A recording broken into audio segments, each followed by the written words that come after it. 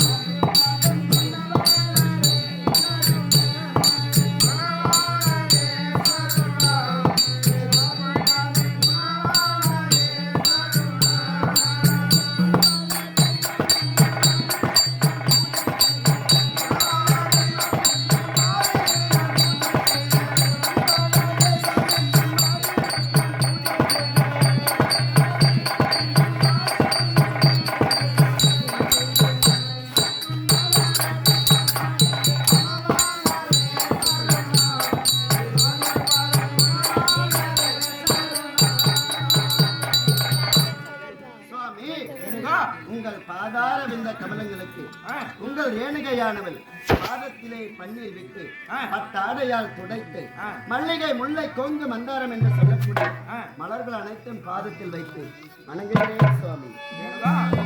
எப்படி வாழ்ந்திருப்பாய் தெரியுமா ரேணுகா? கட்டில் சீரந்த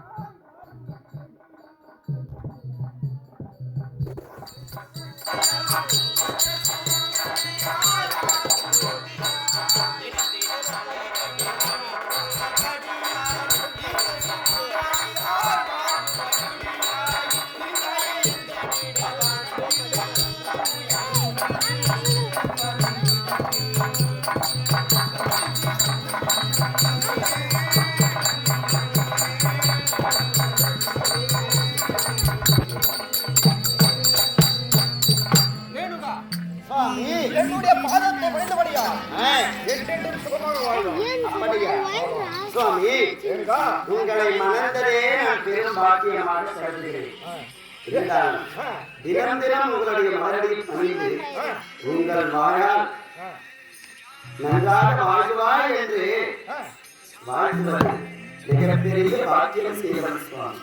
பெண்ணே, அனுதினமும் பரம கடவுளுக்கு பூஜை செய்வது என்னுடைய வழக்கம். அனுதினமும் நீ தவறாமல் கானகம் சென்று மலரை பறித்து நதிக்கரையிலே சென்று உன் கற்பின் மகிமையாலே ஒரு குடம் கொண்டு வந்து மலரையும் ஜலத்தையும் கொண்டு வருவது உன்னுடைய வழக்கம். அனுதினம் போர் பரம கடவுளுக்கு பூஜை செய்ய வேண்டும். கானகம் சென்று மலரை பறித்து நதிக்கரை சென்று நதியிலே நீராடி நதியிலே மணலிலே ஒரு அழகான குடம் எடுத்து பரம பூஜைக்கு கொண்டு வருவது உன்னுடைய ஜலத்தை கொண்டு வருவது அனுதினம் போல் இன்றும் சென்று வா, மலரையும் ஜலத்தையும் கொண்டு வா, புறப்படு.